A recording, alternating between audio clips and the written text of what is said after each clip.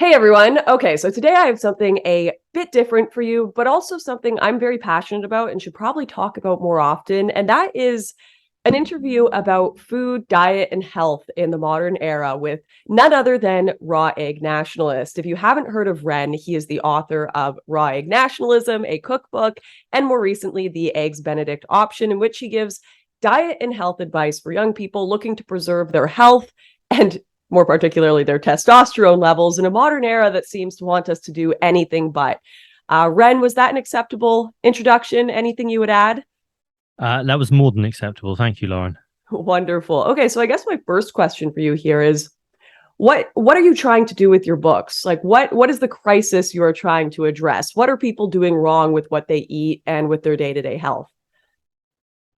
Well, I suppose really, my principal target is the crisis of masculinity, which is getting a lot of or increasing publicity at the moment. There's a Tucker Carlson documentary that I'm in that's coming out tomorrow, The End of Men, which is precisely about the crisis of masculinity, which is yes, as I say, is what I'm principally addressing. I mean, my message is for both sexes, I would say, but principally what I'm trying to do is I'm trying to get people to take control of their diets and health as a means of ensuring their physical and mental sovereignty as well. So Mhm. the two things are inextricably linked. You can't separate mental from physical health, like some people seem to believe or would have you believe. So the first step is to take control of what you put in your body, and that's something that I've been trying to do with my cookbook, which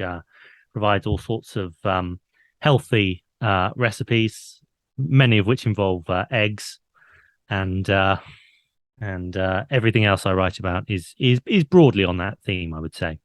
Yeah, you can't really do anything about the world around you if you're not feeling up for it. You have to first have that inner drive and that inner fire, which is driven by personal health. Even just being able to get out of bed in the morning is driven by your sleep cycle, what you're eating, all of these things. I've got a theory for you. Despite all this talk of progress in the modern age, oh, look how much longer humans are living. Look at all this, healthcare system we've got set up. Things are amazing right now. I actually reckon we've devolved as humans. Like we're almost becoming a different species than the original man. You look at hunter-gatherer societies, they took 17,000, 20,000 steps a day, and that was just normal for them. Now we're taking like an average of 4 or 5,000, and like 7,000, you're doing amazing, right? And if you even wanted to take the amount of steps or walk the amount that hunter-gatherer societies did, people wouldn't even be capable of it. Like on a physical level, I think we've massively devolved. And you even look at Tucker Carlson's documentary talks about how sperm count has decreased by 50% in men. Are we biologically changing as a species? Yes, I think we are. You're speaking my language here with all this talk of devolution. I do think that I mean I've said this half jokingly and in a totally serious tone. The agricultural revolution and its consequences have been a disaster for humankind.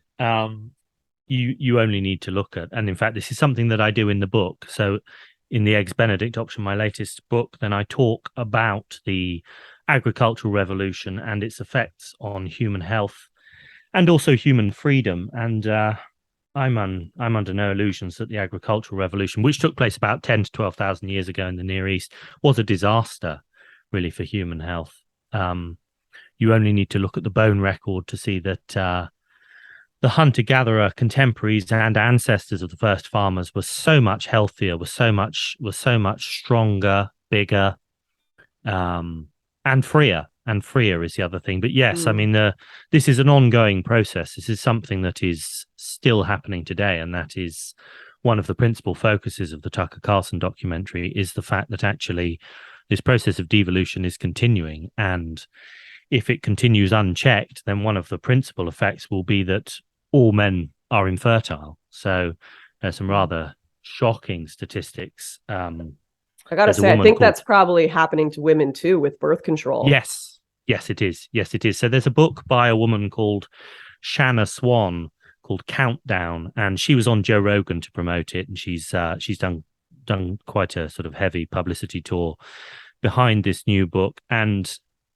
basically she extrapolates from current trends in fertility, male and female fertility, and one of her principal predictions is that by 2045, the median male will have a sperm count of 0. And so what that means is that 50% of all men will produce no sperm whatsoever, and the remaining 50% will produce so few sperm as to be functionally infertile. So we're actually on course in a few decades, if trends continue as they are, and there's actually no reason to believe that they won't accelerate.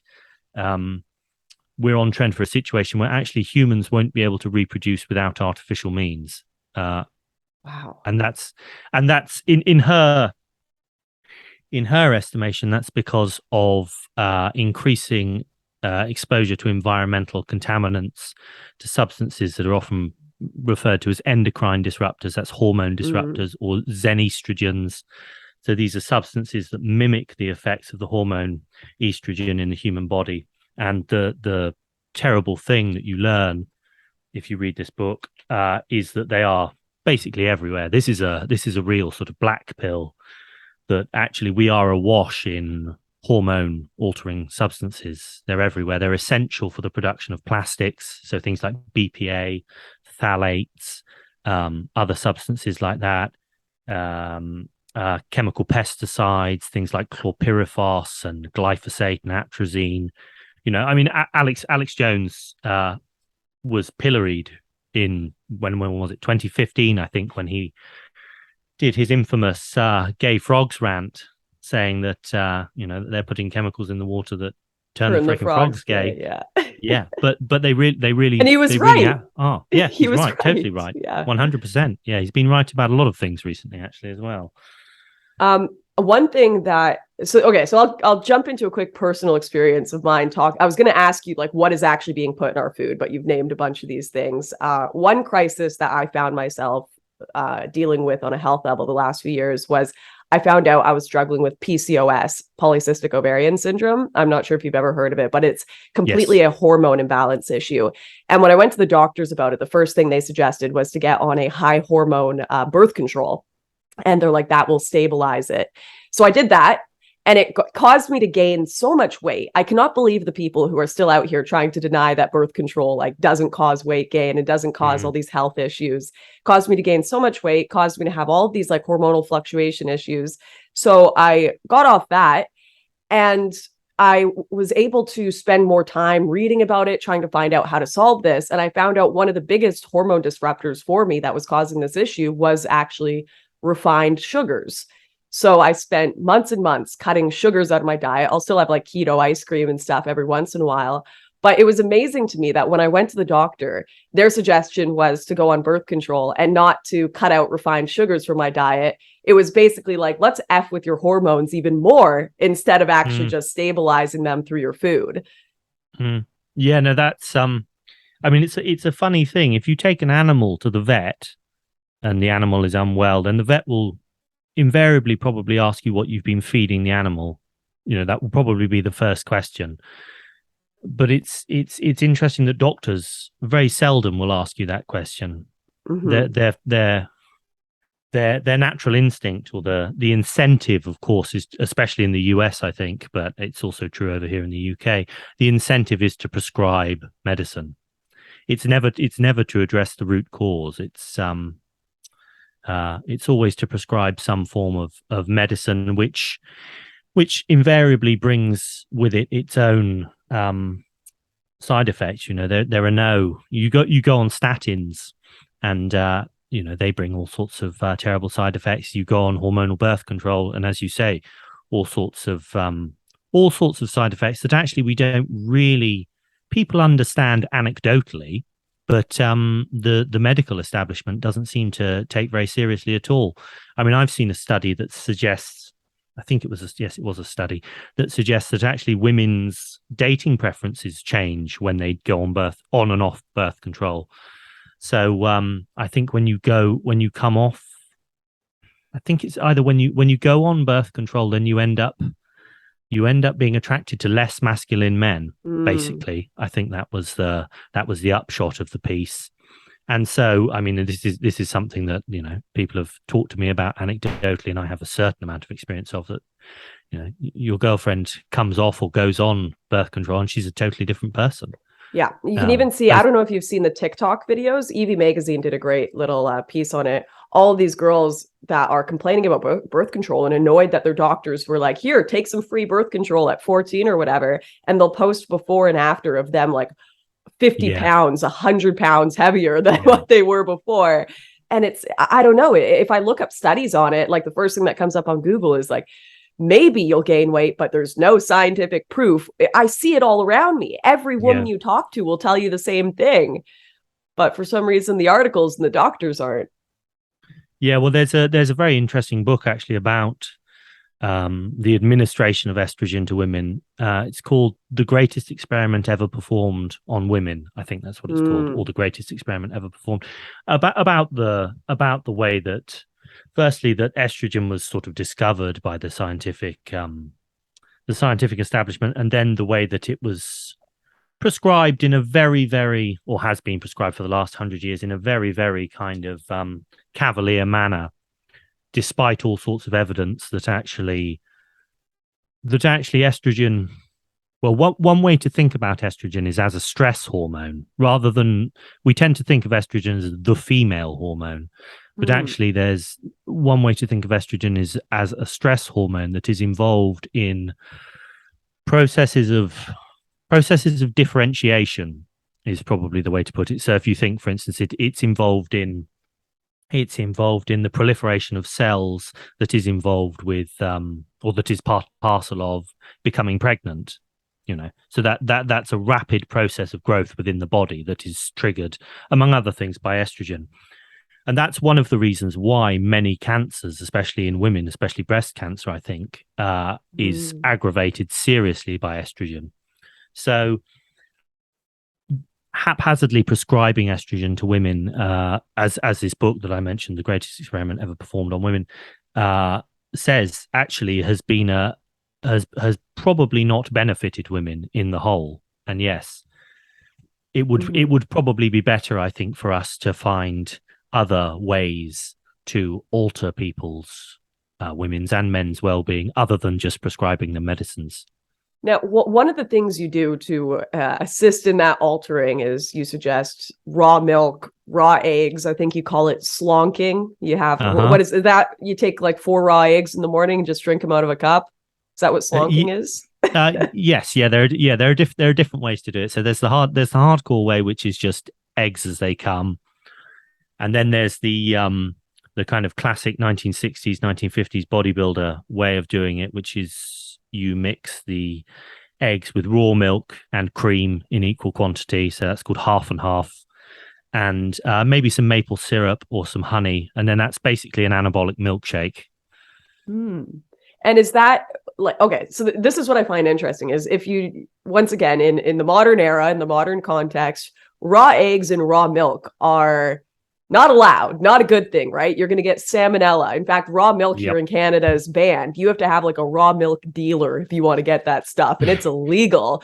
So why, from your perspective, are these things okay to be eating when all of our superiors are telling us, don't touch that, don't touch that? Well, they're alleged okay to be superiors. Yeah, quite. It's an important qualification. Well, why are they all right to be eaten? Because they were eaten by our ancestors since time immemorial. And I mean, on the subject of raw milk, for instance, if you look at a group of people like the Mongols, for instance, or other pastoralist groups like the Maasai, for instance, these are peoples who are renowned for their good health, for their muscular development, for their fitness, for their endurance. And they subsist almost entirely on raw milk and milk products. The Maasai diet famously is meat, milk, and blood, and that's it. That's all they eat. They don't eat any. I mean, I'm not an advocate necessarily of carnivore, just eating meat or anything like that, but I do think that we have to pay attention to. I think we have to pay attention to the foods that have sustained our ancestors for the longest periods of time. And, people, I have no doubt that people have been eating raw eggs probably since the dawn of time. I can't imagine that hunter-gatherers would have passed up on some raw eggs some eggs in a nest. I don't think that would have happened. But no, we're told. My contention is that basically everything that we are told about nutrition today is more or less wrong. If there's one thing you should do, it's invert the FDA food pyramid. Basically, that would be a great start to a health revival, I think. That's one thing I really want. I have a mortal enemy in the food world, and I hope you agree with me on this. I think it's a Marxist plot against us, and that is gluten. Mm-hmm. I do not. Yes. I feel like it changed my life getting off gluten. I'm not even joking. Like, I could not wake up in the morning. I was feeling sick 24/7. I was bloated all the time. I cut gluten out and I had 10 times the energy. What is gluten and what is it doing to us? And why is it so evil? Well, I had a similar experience. I mean, I've always loved good quality sourdough bread. I mean, there's nothing nicer than. I can eat that. Okay. Yeah. Yeah, well, some people, yes. I mean, sourdough, organic sourdough bread is probably the best bet if you want to eat bread, but certainly not supermarket bread. Yeah, gluten. People don't know. Gluten is a protein. Basically, gluten is a protein, and it's what gives bread its texture. So, the gluten in wheat is what gives bread its texture. That's why you have to knead dough to develop the gluten into a particular structure that then gives you bread, basically. The problem with gluten is that gluten is, among other things, gluten is very, very difficult to digest. It's it's not totally indigestible, but it's almost totally indigestible. It's among the least digestible protein complexes, I think, that you can find. It does all sorts of things. There are all sorts of good books on the topic of why gluten is a problem. There's a book called Grain Brain, which is good. Another one is Wheat Belly. Among other things, what gluten does is it causes your gut to leak, basically.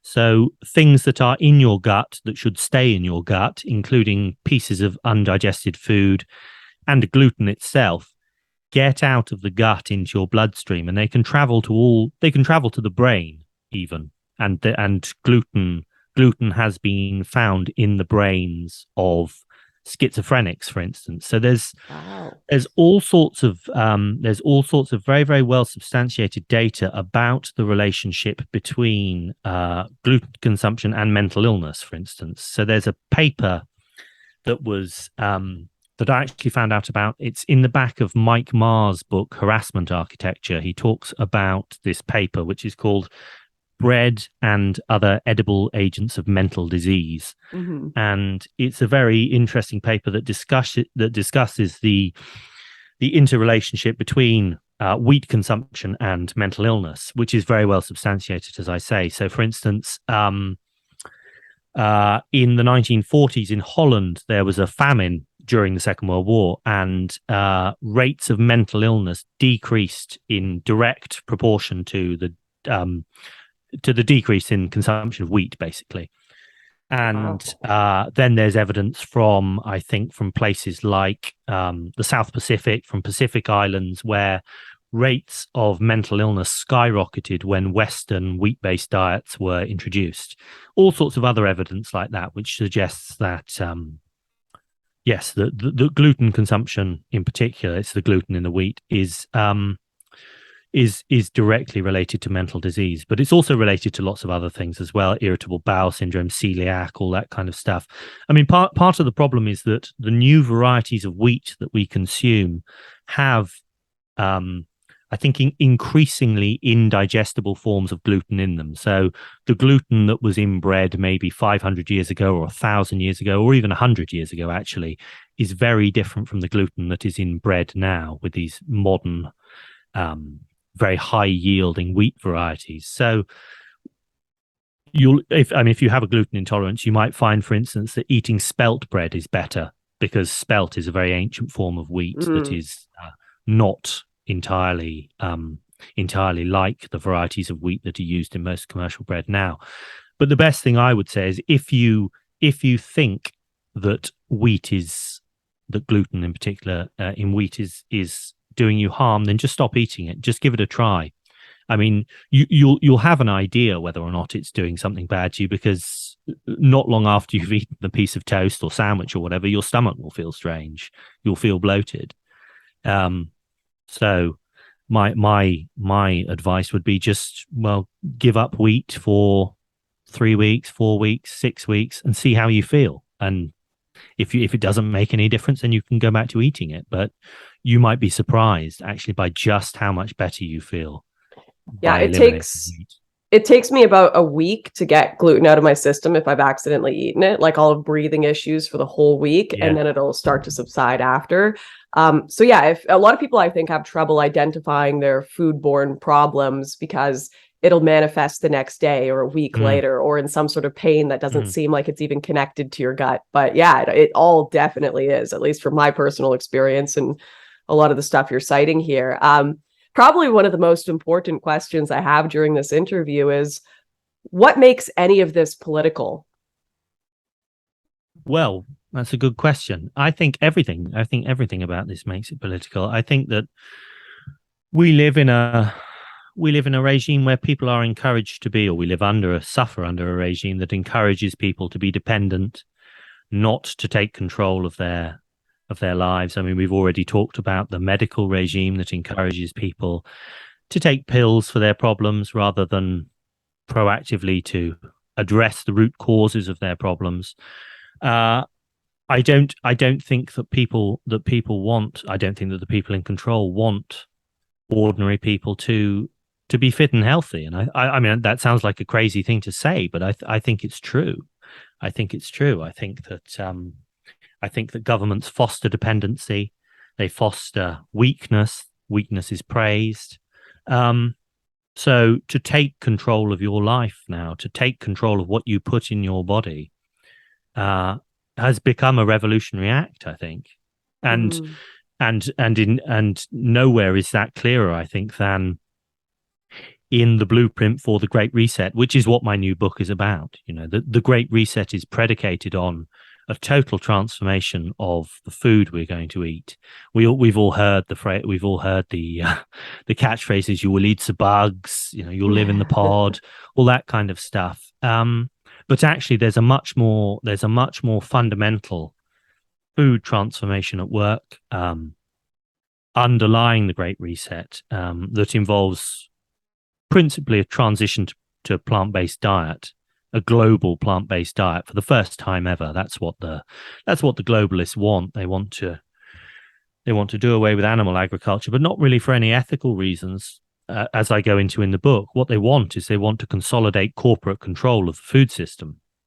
And that is one of the principal problems with the food system today, is that so much of it is controlled by huge corporations whose interests are very, very different from those of ordinary people.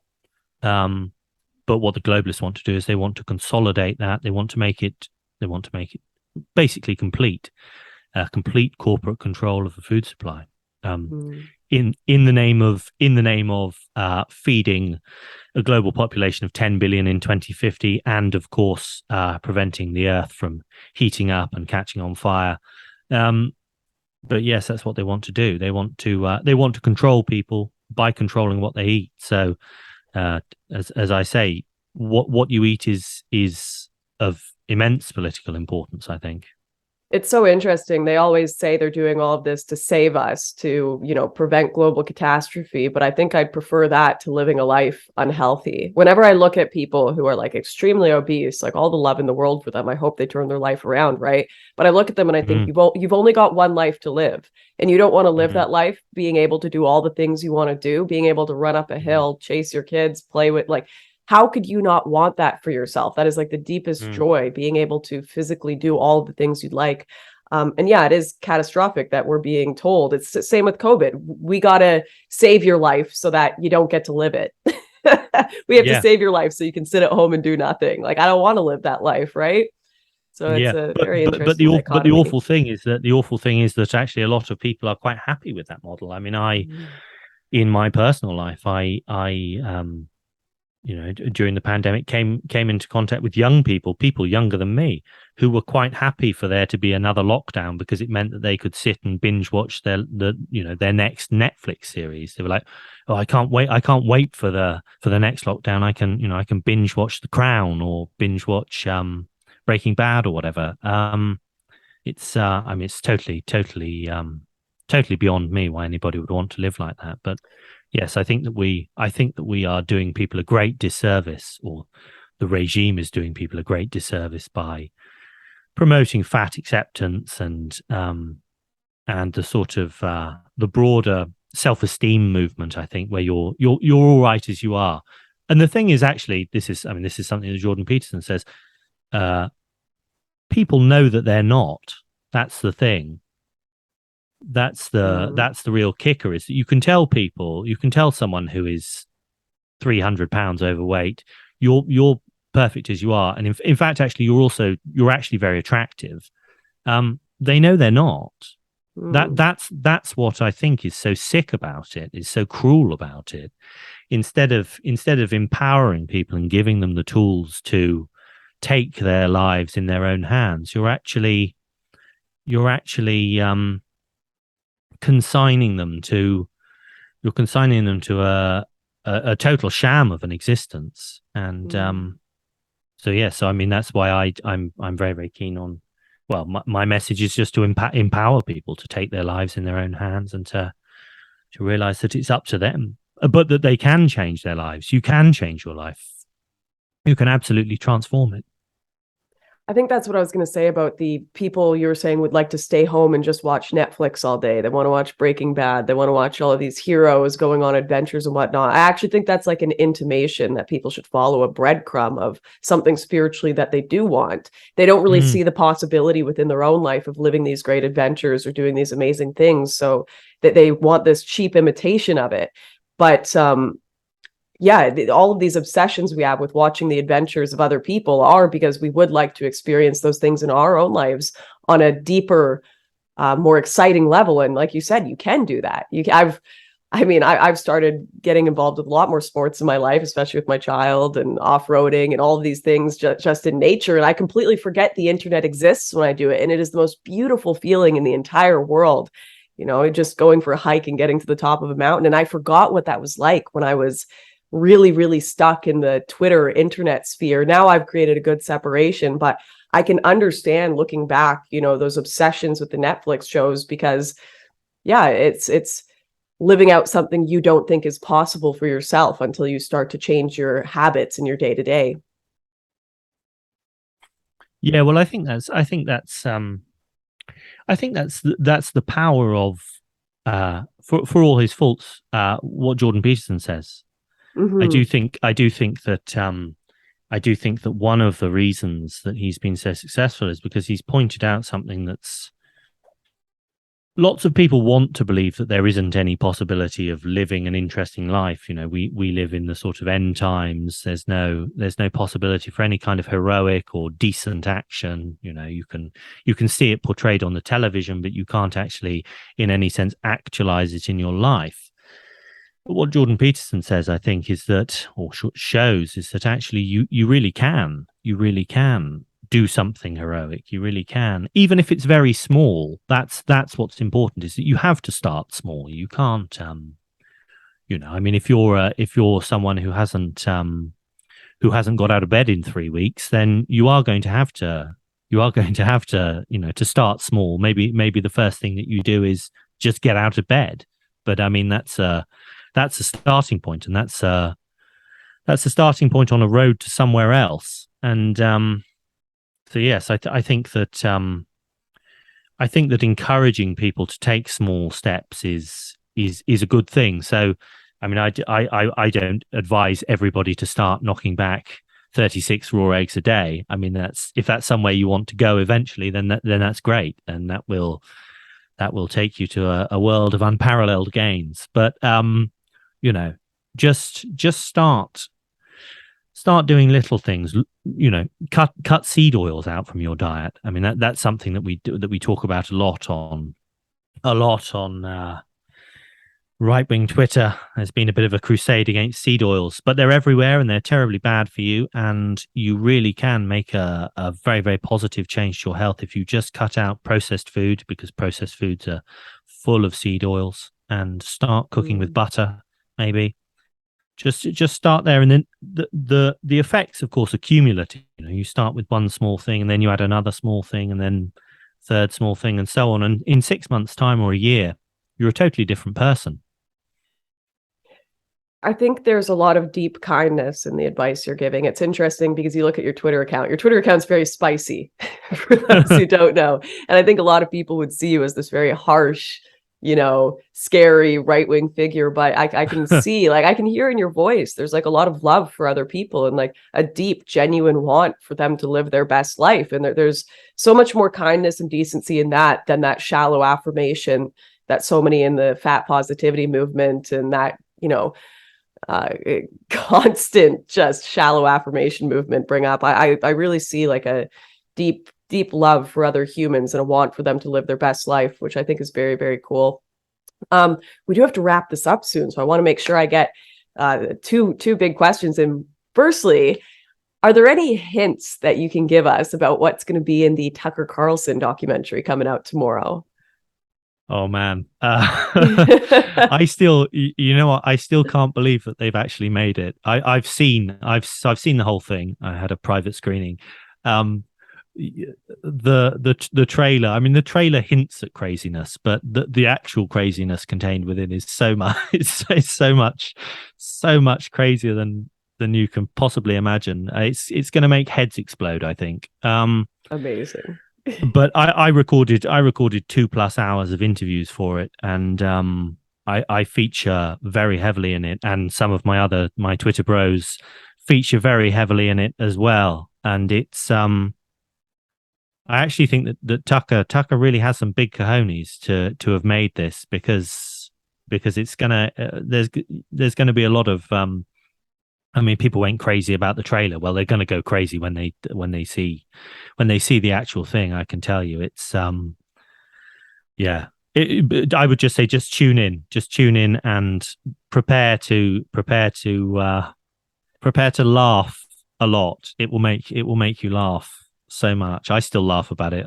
I catch myself laughing at random moments. I'm like, I can't believe this. Those are the best. I love things that, just catch you off guard at 2 a.m. and you're just chuckling to yourself. There's nothing better than those moments. Wow, I'm excited. I'll definitely be watching live tomorrow.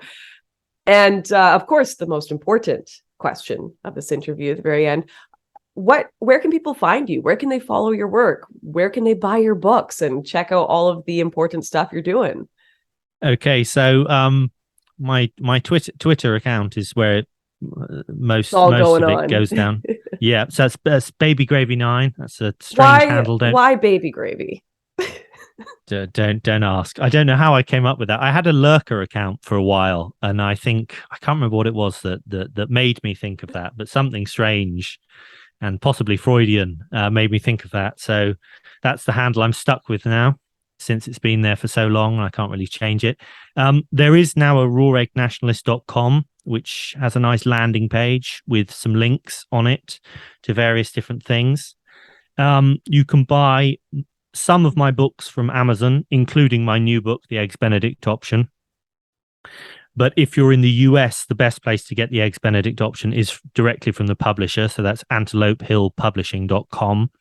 And they also have my hardback cookbook and some other books that are only available there too. I've got 6 books now. So some of them are on Amazon, some of them are with the publisher.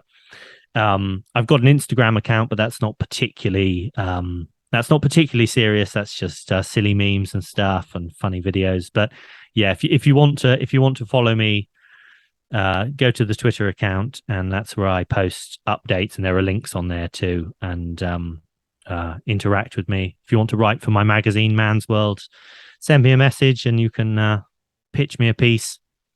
Cool. I will include all of those links down below in the description if you send them to me. And I can't believe, I mean, we've only got 2 minutes before this thing ends, but I can't believe I forgot to ask this. Does ball tanning work? I think that's probably the biggest question people have looking at Tucker Carlson's new trailer. What is up with this ball tanning? Just quick 1 minute TLDR.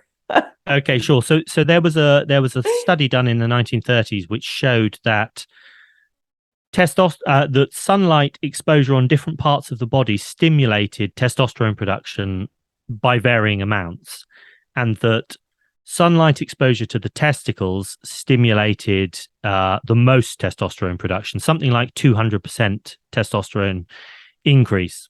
So that's basically what the ball tanning thing is about. It's about exposing the Leydig cells in the testicles, which produce testosterone, to particular frequencies of light, which basically energize the cells. And the idea is make them stimulate more testosterone production. And there's this study that I just talked about.